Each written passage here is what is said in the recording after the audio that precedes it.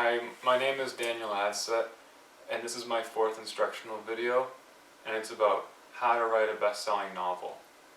This is my novel. It's called From This World, and right now it ranks 5,948,587th on Amazon. But that's out of 55 million.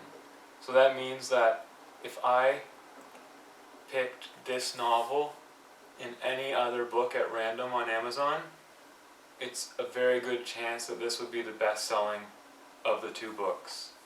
So that's what I mean by best-selling, and I'm going to show you how to write a best-selling novel. So the first thing you want to know about is the cover. So as you probably already noticed, the cover is really gripping, and so I put blue right here, and then I put a yellow arrow to catch people's eye, right? Because they like this contrast between the two. And then I also made the title slightly slanted, because people kind of like that idea.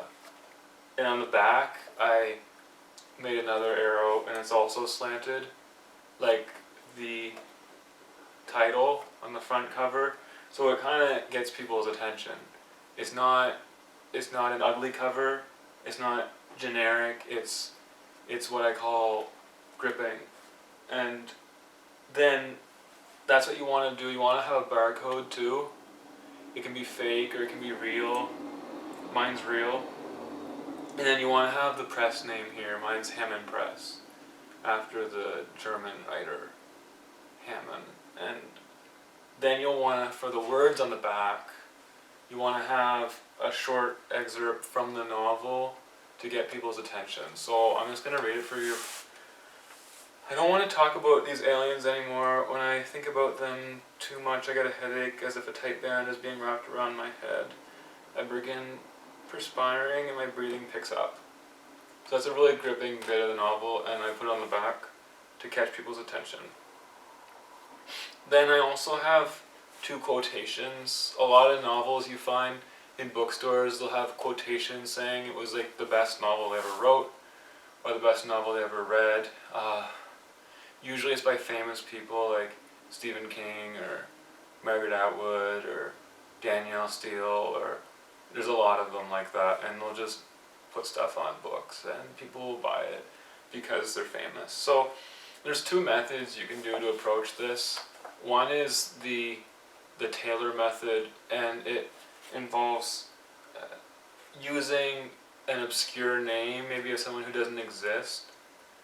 And the other is the Ronald's method, and it means using a name that exists, it's famous, but slightly misspelling it so that it's not an actual real person who's doing it, the quotation. So for instance, on the Ronald's method, you would say Margaret Atwood with one T, or maybe you put like one O or an S. And if you do Stephen King, you put like spell it with a V, put two E's in it. Or maybe you can go Stephen Kong, or Stephen King's, or Danielle Stolen, Danielle Steele's. They just misspell the name a little bit, and then you won't get in trouble. I chose the first method, and I use fake names. So the first one's Carl Oberfield, and he says, "I have been looking for this novel all my life, now I will search no longer." And then the other one's Abraham Fornaciari, and it says, "This is a book about solitude, paranoia, and loneliness. I never read anything like it." It doesn't really matter what these people say, as long as it's praiseworthy and sounds good, and usually if they have a name that catches people's eye, kind of like these names here, like Abraham Fornaciari. So that's what I did there. So this is about the back cover. I also have a description of the book, and then I put right here the classification. So it's fiction/literature. Even though it's sci-fi romance, people are willing to pay more money if they think it's literature. They call it literary fiction, and literary fiction is normally published in what they call trade paperback instead of the smaller mass paperback. So you can generally get more money if it's literary, or if you at least say it's literary. The description, it says, "With most of humanity gone, removed from the earth, Vikram Jani struggles to remain mentally and emotionally coherent as he pursues a former lover and flees unveiling aliens. So it gives a bit of excitement in the novel. Now there's two bits in the content of the novel that you'll want to include in every good novel. So a lot of the novels that are out there have romance in them, and they also have adventure. So I'm going to read you a little bit about romance in this novel that I included, and it really, it gets a lot of readers if they know that there's a lot of love being in the novel. So here, I'm going to read a bit. Let's return to Marilyn.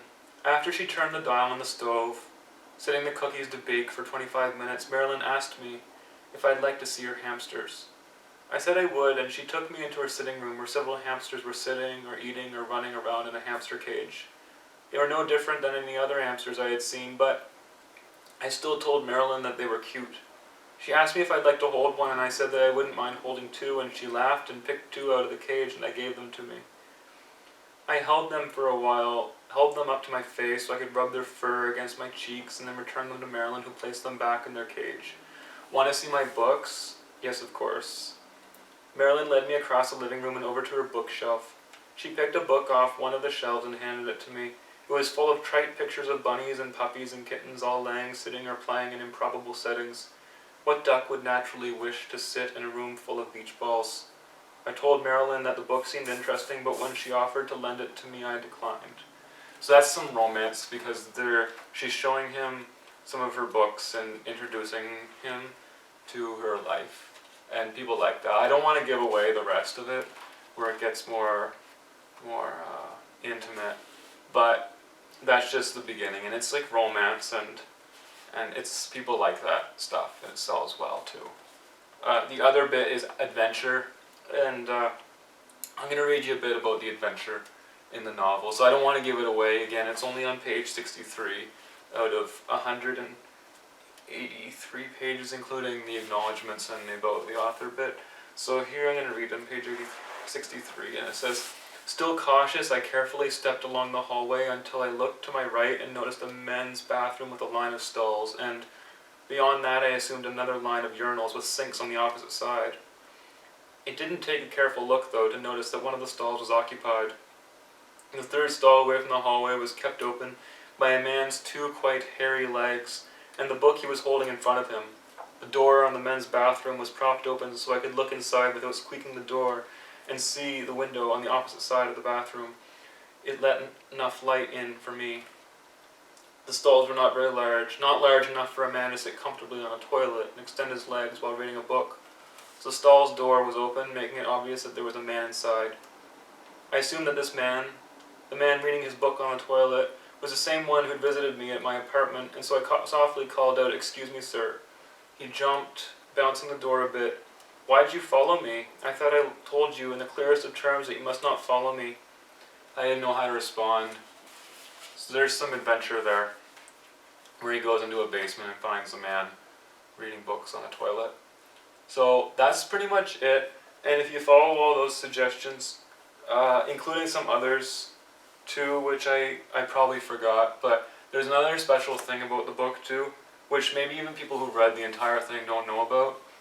It's has to do with my Christmas lights, and so when I turn on my Christmas lights, the book changes color like this. See, it's changing color. People really like it when they find out that you can do that. So I hope you enjoyed this instructional video, and that you can also write a best-selling novel and make a lot of money too. Thanks for watching.